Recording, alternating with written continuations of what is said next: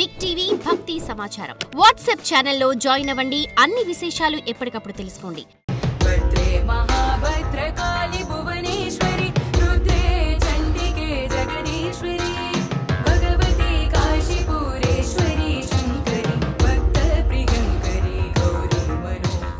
నమస్కారం గురుగారు. సమస్త సన్మంగళాని భవంతు, అఖండ లక్ష్మీ ప్రాప్తిరస్తు. గురుగారు, నవరాత్రుల్లో 9వ రోజు అమ్మవారి రూపం ఏంటి, అమ్మవారిని ఏ విధంగా పూజించాలి అంటారు? సమస్తమైనటువంటి దుర్గములను నాశనము చేసి అదృష్టాన్ని, ఆరోగ్యాన్ని, ఐశ్వర్యాన్ని, శత్రునాశనాన్ని, మిత్రలాభాన్ని కలిగించగలిగేటువంటి ఒకే ఒక అమ్మవారు దుర్గా అమ్మవారు. దుర్గా అంటే సమస్తమైనటువంటి కష్టములని, నష్టములను నాశనం చేసేది, దుర్గము చేసేది దుర్గ. అంటే దుర్గం అంటే చెడ్డవాటిని నాశనం చేసేది. అటువంటి దుర్గాదేవిదే అదృష్టమైనటువంటి రోజు మనకి దుర్గాష్టమి అనేది బాగా చెప్పుకుంటాం. మనకి 9వ రోజు వచ్చింది. ఎందుకంటే ఈరోజు మనకి 9 అంటే 30వ తేదీ సెప్టెంబర్ 2025. అందులో ఇవాళ మంగళవారం. అసలు అమ్మవారికి చాలా ఇష్టం, అసలు మంగళవారం చాలా ఇష్టం. అటువంటి దుర్గాదేవి అవతారమే అద్భుతం. అంటే అనేకమైనటువంటి రాక్షసులని సంహరించి ఇక ప్రశాంతతకి ఇంక దగ్గరగా వెళ్తుంది. దుర్గమ్మవారు చాలా భయంకరమైన ఆకారం అమ్మవారిది. అంటే చండముండులని రాక్షసులు చంపేసి సంహారం జరిగింది. అక్కడ 3 అమ్మవారు కలిస్తే దుర్గా, మహాకాళి, మహాలక్ష్మి, మహాసరస్వతి స్వరూపే దుర్గమ్మవారు. 3 అమ్మవారు ఉంటారు దాంట్లో. ఈ రక్తబీజుని సంహరించిన తర్వాత అమ్మవారికి ఉగ్రరూపం బాగా ఉంటుంది. అంటే ఒక రకంగా కాళికా అవతారమే అనుకోవచ్చు ఈ రకంగా. అంటే నెక్స్ట్ రేపు వచ్చేది మనకి మహిషాసుర మర్దిని, అది కాళికా అవతారంలో పూర్తి వెళ్ళిపోతుంది. అక్కడ ఉక్రోషం, చాలా అద్భుతమైనటువంటి ఉక్రోషం. అంటే ఇక ఒకరిని వాడిని చంపేసి అమ్మవారు అనేటువంటి ఒక తత్వం. ఆ సమయంలో అమ్మవారిని మనం శరణు చొచ్చాలి. అమ్మ, నీకు ఎటువంటి భయంకరమైన రూపం నీకు సరిపోదు తల్లి, సౌమ్యమైన రూపాన్ని రమ్మని చెప్పి అమ్మవారిని మనం వేడుకునేటువంటి మహత్తరమైన రోజు. కానీ ఇక్కడ అమ్మవారు భక్తుడిని మాత్రం తప్పకుండా ప్రసన్నంగా చూడగలిగే అవకాశం. రాక్షస సంహారంలో ఆ యొక్క చండముండ, శుంభ, నిశుంభ, రక్తబింద సంహరించినప్పటికీ కూడా భక్తుల్ని ప్రసన్నంగా చూస్తుంది. అందుకే దుర్గాపత్తహారిణి అంటే దుర్గాదేవిని దుర్గాపత్తహారిణి అంటారు. అంటే అటువంటి ఆపదల నుంచి కూడా బయటపడేసి మనల్ని కాపాడగలిగేటువంటి ఏకైక శక్తి దుర్గాదేవి. అటువంటి దుర్గాదేవిని మనం పూజించేటువంటి మహద్భాగ్యం. ఈరోజు తప్పకుండా మీరు ఎన్ని ఇబ్బందులున్నా సరే, ఎన్ని ఆటంకాలున్నా సరే దుర్గమ్మ వారిని పూజించండి. ఆఫీసులలో, ఉద్యోగ స్థానంలో, అలాగే ఇంటిలో, అలాగే మన పనిచేసే స్థలంలో, ఎక్కడైనా సరే దుర్గాష్టమి రోజున తప్పకుండా మనకి ఆయుధాలని కూడా పూజ చేయగలిగేటువంటి అవకాశం దుర్గాష్టమి రోజున ఉంటుంది. ఈ విషయాన్ని గమనించుకొని అందరూ కూడా మీ పూజా మందిరాల్లో, మీ వ్యవసాయ క్షేత్రంలో కూడా తప్పకుండా దుర్గాదేవి పూజలు చేసుకోవడం మంచిది. ఇవాళ మనకి అపరమైనటువంటి అపరాజితాదేవి, అపరమైనటువంటి శక్తి కలిగినటువంటి దేవి దుర్గమ్మ వారి శక్తి స్వరూపిణిగా మనకు కనబడేటువంటి దివ్యమైనటువంటి మహా శుభదినం. గురుగారు, ఆ రోజు ఆయుధాలకి కూడా పూజ చేస్తూ ఉంటారు. మనం చూస్తూ ఉంటాం ఇంట్లో ఏవైతే ముఖ్యమైన వస్తువులు ఉంటాయి, లేకపోతే పనికి సంబంధించిన వస్తువులు ఏవైతే ఉంటాయో వాటికి కూడా పూజలు చేస్తూ ఉంటారు. అంటే ఒకటి గుర్తుపెట్టుకోమ్మా, సనాతన ధర్మంలో నిజంగా చెప్పాలంటే ప్రతి వస్తువులు కూడా భగవంతుడు చూసేటువంటి మహద్భాగ్యం. ఇది వేరే మతాల్లో ఉండదు, కేవలం సనాతన ధర్మంలో మాత్రమే ఉంటుంది. ఒక చెట్టుని, ఒక పుట్టని, ఒక వస్తువుని, అందరినీ కూడా అన్నిటినీ మనం పూజించగలిగేటువంటి ఏకైక ధర్మము సనాతన ధర్మం మాత్రమే. అటువంటి ధర్మంలో ఈరోజు దుర్గాష్టమి రోజున యంత్రానికి పూజ చేసుకుంటారు. మీరు నమ్ముతారో నమ్మరో, మనకి కంప్యూటర్లో కూడా పూజ చేసేటువంటి శుభదినం ఈరోజు. అవును గురుగారు. అదేమిటండి, మనకంటే కంప్యూటర్ తయారు చేసేది మనిషే కదా, మనిషిని తయారు చేసేది భగవంతుడే కదా, మనిషిలో ఉన్నటువంటి మస్తిష్కాన్ని తయారు చేసే భగవంతుడే కదా. కాబట్టి ప్రతిదీ కూడా, నువ్వు సృష్టించిన ప్రతిదీ కూడా భగవత్ ప్రసాదంగా చూడబడుతుంది. భగవంతుడు ఇచ్చినటువంటి దాంట్లో నుంచి వచ్చింది తప్ప నీ సొంతంగా నువ్వు క్రియేట్ చేసింది కాదు.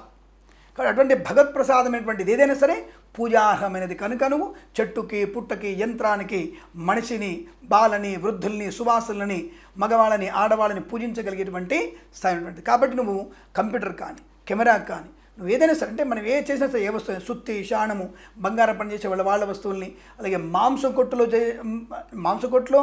జంతువులు సంహరిస్తాడు, కానీ వాడు కత్తికి పూజ చేస్తాడు. ఎందుకు కత్తి పూజ చేస్తాడు? నా వల్ల ఎవరికి నష్టం కలగకూడదు, నేను ఇతరుల కడుపు నింపడానికి ఒక వస్తువుని, ఒక జీవిని సంహరిస్తానని చెప్పేసి దండం పెట్టుకొని పూజ చేసుకుంటాడు. ఆ బలి ఇచ్చేది కూడా అమ్మవారికి అర్పణం ఇది అనేటువంటి బలినే ఇస్తారు తప్ప ఎవరైనా సరే, మన వాళ్ళు ఎవరైనా కోడి ఏమైనా చంపేసినా అమ్మవారి నామస్మరణ, స్వామివారి నామస్మరణ చేస్తుంటూ ఇది నారాయణ అర్పణం, ఇది అమ్మవారికి అర్పణం, ఈ శివయ్య అర్పణం అని చేసి చెప్తాడు. అది నైవేద్యంగా భావించి అమ్మకు అయ్యకు నివేదన చేసి వాళ్ళందరూ కలిసి బంతి భోజనం చేస్తారు. మాంసాహారులు కూడా కాబట్టి వాడు కత్తికి కూడా పూజ చేస్తాడు. అలాగే ఏదైతే నీకు ప్రయోజనాన్ని కలిగిస్తుందో, ఏదైతే నీకు ఆర్థిక లాభాన్ని కలిగిస్తుందో, ఏదైతే నీకు ఆరోగ్యాన్ని కలిగిస్తుందో, ఈవెన్ దో డాక్టర్లు కూడా, ఈ వైద్యులు కూడా వారి వారి ఆపరేషన్ థియేటర్లో ఆ వస్తువులకి కూడా పూజ చేసుకుంటారు. అంటే ఏమిటి, నా పరికరాల వల్ల ఎవరికి కూడా హాని కలగకూడదు, ఆ పరికరాల వల్ల మంచి ఆయుర్వృద్ధి కలిగి నాలో భగవంతుడుండి నారాయణ స్మరణగా నన్ను భోగించినటువంటి వ్యక్తులకి నా యంత్రాల వల్ల ఎక్కడ ఇబ్బంది అని చెప్పేసి ఆ యంత్రాలకి పూజ చేయగలిగిన అవకాశం ఉంటుంది.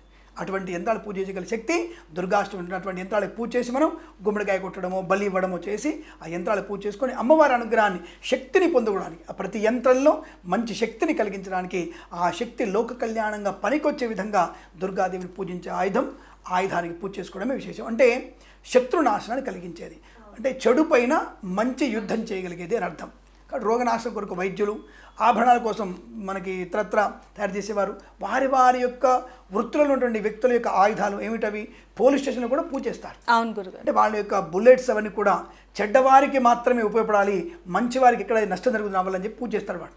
మీరు చాలామంది అనుకుంటారు, మేము భాగ్యనగరంలో కూడా చాలామంది వాళ్ళకి మేము పోలీస్ స్టేషన్లో పూజ చేస్తాం. మేము బండ్లకి వాహనానికి దేవుడితో సమానం కదా, మన వల్ల ఎవరికి నష్టం కలగదు, దానివల్ల మనం పది రూపాయలు సంపాదించుకుంటున్నాము భావనతో మనం ప్రతి వస్తువుని, యంత్రాన్ని పూజ చేయగలిగే శక్తి ఆరోజు చేసుకోవాలి. మీరు తప్పు చేసుకోవడం వల్ల మంచి ప్రయోజనాన్ని పొందుకునే అవకాశం ఉంటుంది. గురుగారు, మరి దుర్గామాతకి ప్రీతికరమైన వర్ణం ఏంటండి? రక్తవర్ణం.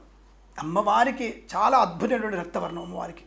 అలాగే మనకి రక్తవర్ణంతో కూడా చిక్కటి రక్తం ఉంటుంది, అంటే ఒక రకంగా మెరూన్ కలర్ అంటాం మనం, ఆ రకం ఉంటుంది. అలాగే కుంకుమ వర్ణం, ఈ వర్ణాలతో ఉంటాయి. అంటే కుంకుమ అంటే ఒకసారి లైట్గా ఉంటుంది, రక్తం అంటే చిక్కటి రక్తం మెరూన్ కలర్ ఉంటుంది, అంటే ఎరుపు వర్ణం. అలాంటి వస్త్రాలు అమ్మవారికి అలంకరణ చేయాలి. తప్పకుండా ఇక్కడ ఆకుపచ్చని బార్డర్ ఉన్నటువంటి వాటిని, అలాగే ఎరుపు దాంట్లో ఉన్నటువంటి పసుపు బార్డర్ ఉన్నటువంటి వస్త్రాలు అమ్మవారికి కడితే చాలా మంచిది, అద్భుతమైనటువంటి ఆనందాన్ని, ప్రయోజనాన్ని పొందుకోవచ్చు. అమ్మవారికి ఇష్టం అదంతే.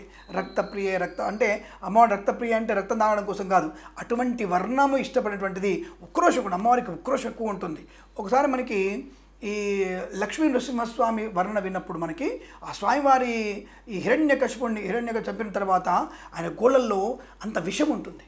అంటే ఒక రాక్షసుడి యొక్క మాంసము, రక్తం అంతా కూడా పాపభూయిష్టమైనది. అటువంటి రక్తము భగవంతుడికి అంటుకునేసరికి ఆయన ఆహాకారాలు చేస్తుంటాడు, అటువంటి పాపం నాకు అంటుకుంటుంది, అది మంటలేస్తుంటుందట. ఆయన ఆ మంటలకి చలించలేక భగవంతుడు కూడా అరుస్తూ వెళ్తుంటాడు ఎక్కడ మునగాలని చెప్పేసి. ప్రహ్లాదు కూడా భయపడతాడు. అప్పుడు అమ్మవారు తన ఉక్రోషాన్ని ఆపుతూ లక్ష్మీ స్తోత్రం చదివిన తర్వాత అక్కడ ఆయన ప్రసన్నుడై ఆయన కోపాన్ని తగ్గిస్తాడు. అలాగే దుర్గమ్మ వారు కూడా ఉక్రోషాన్ని పొందుకుంటూ ఇటువంటి వర్ణం వల్ల మనకి అమ్మవారిని శాంతపరిచేటువంటి వస్త్రాన్ని ధరింపజేస్తే ప్రసన్నురాలవుతుందని చెప్తారు. అందుకే రక్తవర్ణ అలంకరణ అమ్మవారికి బలంగా ఉంటుంది. మరి గురుగారు, అమ్మవారికి ఎటువంటి ప్రసాదాలను నైవేద్యంగా పెట్టాలి అంటారు? చాలా మంచి విశేషం. ఇక్కడ ఒకటి, అమ్మవారికి సాక్షాత్తుగా చింతపండుతో చేసిన పులిహోర చాలా ఇష్టం అమ్మవారికి. అంటే అమ్మవారు తింటారా అని కాదు, అమ్మవారికి శ్వాసతోనే తీసుకుంటారు, గ్రాణము అంతే. అలా అమ్మవారి మొత్తం తినేస్తే మనకి ఎక్కడ మిగులుతుంది? ప్రపంచం మిగలదు మనకి. కాబట్టి ఆ యొక్క అమ్మవారు స్వీకరించే పదార్థము చింతపండు పులిహోర ఒకటి, తర్వాత ఎర్ర కందిపప్పు దొరుకుతుంది మనకి, ఎర్ర కందిపప్పు అయినటువంటి పదార్థము నివేదన చేయడం. అమ్మవారికి ఇష్టమైనటువంటిది స్వీట్ కూడా అమ్మవారికి చాలా ఇష్టం, తీపి పదార్థాలు కూడా ఇష్టం. బూందీ లాంటి అంటే శనగపిండితో అయినటువంటి పదార్థం ఒకటి, శనగలు అంటే మనకి నల్ల శనగలు దొరుకుతాయి, నల్ల శనగలు ఉంటాయి. నల్ల శనగలతో మనం ఏంటి కదా మనం వేసుకుంటాం, మనం వేయించి మనం ఉడికించి తాలింపు వేస్తారు. ఎల్లిపాయలు వేయకుండా పెట్టాలి, ఉల్లిపాయలు అమ్మవారి దగ్గర పెట్టకుండా తాలింపు వేయించేసి అమ్మవారికి ఆ పదార్థాలు కూడా, శనగలు కూడా నివేదన చేయడం వల్ల అమ్మవారికి విశేషమైనటువంటి ప్రయోజనాన్ని పొందుకునే అవకాశం ఉంది. ఇటువంటి పదార్థాలు అమ్మవారికి నివేదన చేయాల్సిన అవసరంగా చెప్పబడుతుంది. ధన్యవాదాలు గురుగారు. ఆనంద సిద్ధిరస్తు. నమస్కారం. For more videos like this, subscribe Big TV channel.